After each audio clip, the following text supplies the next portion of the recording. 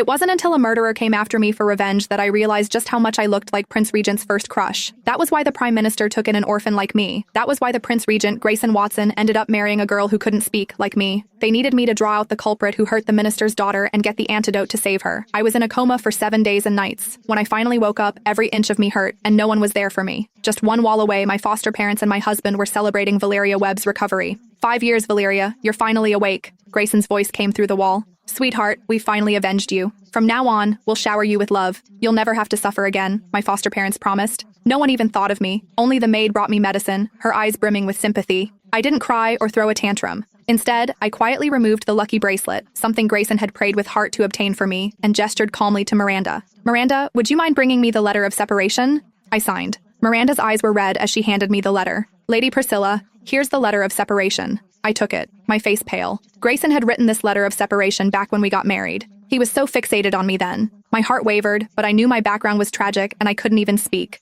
Even after being adopted by the Prime Minister's family, I still felt I could never measure up to him. Besides, Grayson was the Prince Regent, the man everyone looked up to, holding all the power in the kingdom. If he ever lost interest in me, heartbreak would be all I had left. I couldn't take that gamble, so he gave me the letter himself. Take this. If I ever fall out of love with you, you can walk away whenever you want. And if we do part ways, half of everything I own will be yours. You'll never have to worry about a thing for the rest of your life, he promised. His promise felt so genuine that I couldn't help but believe him. So I married him, my heart full of hope. After everything I'd been through, I finally understood why he married me in the first place. The real reason was that he needed me close so he could use me to lure out the killer and get the antidote to save the woman he truly loved. I gave a bitter chuckle and signed the letter of separation. Miranda couldn't hold back her tears anymore. How could this be? All these years, Prince Grayson did everything for you. When you were sick, he stayed by your side. When you couldn't eat, he learned to cook just for you. He treated you so well. How could you have only been a stand-in for someone else? Miranda choked out. You were even carrying his child. How could Prince Grayson use you as bait and let you end up like this? She added, voice trembling. My heart suddenly lurched, and for the first time, a ripple of emotion broke through my pale expression. I wrote shakily,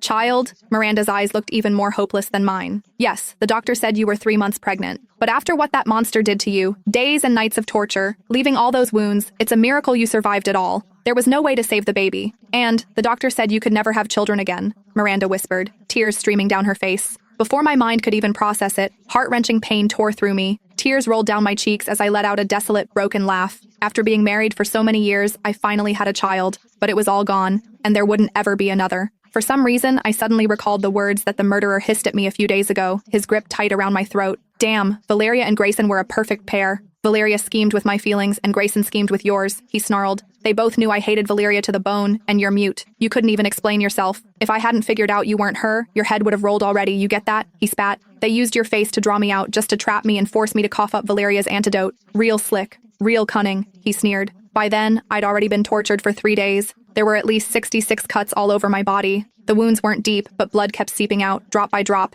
The pain was so bad that death almost seemed like mercy. He finally let go of my neck. Grayson's got traps set everywhere. I'm not getting out of here. Don't hold it against me for mixing you up with her. I'm done messing with you, he said. But hey, they've kept you around for years, and Grayson even married you. I can see if they actually give a damn about you. If they pick you, maybe you'll get to live, he added. He had someone send for Grayson, demanding that Grayson come and see him in person. When I was hanging by a thread, my husband and foster parents burst in. The murderer held his knife to my chest, the antidote placed on the other side. They had to choose, my life or the antidote. My foster parents, without a second thought, lunged straight for the antidote. How could her life ever compare to Valeria's? My foster father declared. Grayson just shrugged. She's nothing but a pawn. If you want her dead, take her. But if you let her live, maybe you'll die a little easier. I watched them all go for the antidote, my already lifeless gaze shattering completely. It felt like my heart was being crushed underfoot, the agony beyond words. In the end, I finally succumbed to the pain and lost consciousness. When I finally woke up again, 7 days had slipped by. And just like before, not a single soul bothered with me. I pushed down the ache in my chest and handed the letter of separation to Miranda.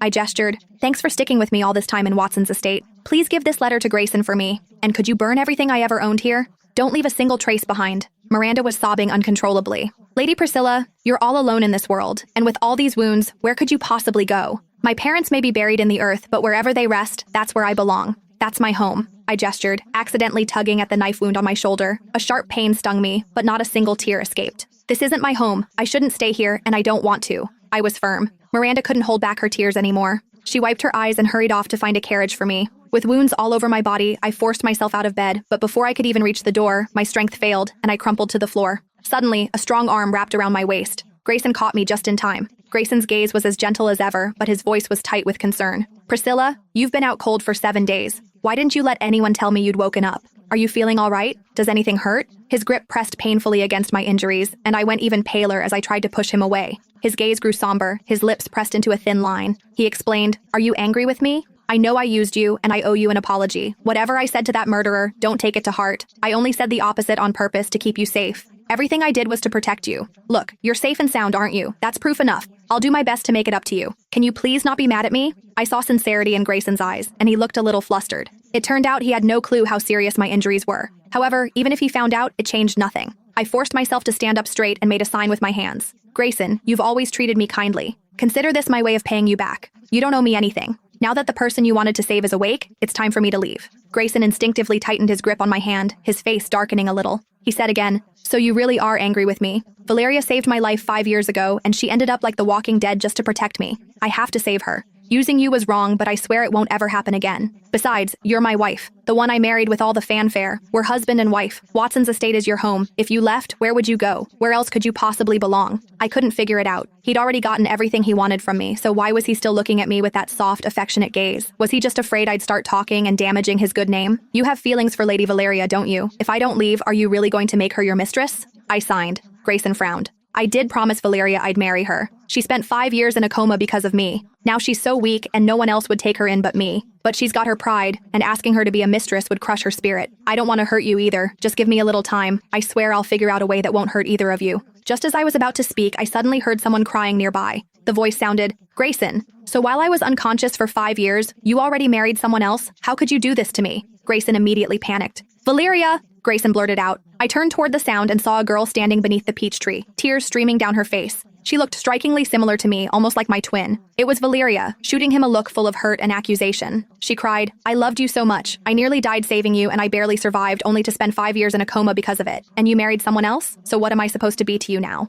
If you love her, why did you even bother saving me? Did you wake me up so I could be your mistress? Is that what you want, to see me die inside all over again?" She ran off, sobbing. "Valeria, wait!" Almost at the same time, Grayson let go of my hand and hurried after her. "Priscilla, wait for me." Even standing was a struggle for me, and when he let go, I hit the ground hard. The pain crashed over me in waves, cold sweat soaking my skin. Watching him chase after the woman he truly loved without a second thought, I couldn't help but laugh bitterly. For the first time, I realized how a heart could be torn apart again and again. I had 66 wounds on my body, but none of them compared to the pain in my heart. I didn't hesitate. Bracing myself against the pain, I slowly made my way toward the gate. But when I turned the corner, I saw Valeria grabbing onto Grayson's sleeve, crying her eyes out. She started beating on his chest, her blows soft and desperate. She snapped, "Even if you married that dumb Priscilla just to use her as bait to save me, you still shouldn't have actually touched her. Now what am I supposed to do?" Grayson's lips quivered, but he couldn't get a word out. The man who always seemed so powerful lost all his usual swagger in front of the woman he loved. In the end, he just reached out and wiped away Valeria's tears, helpless.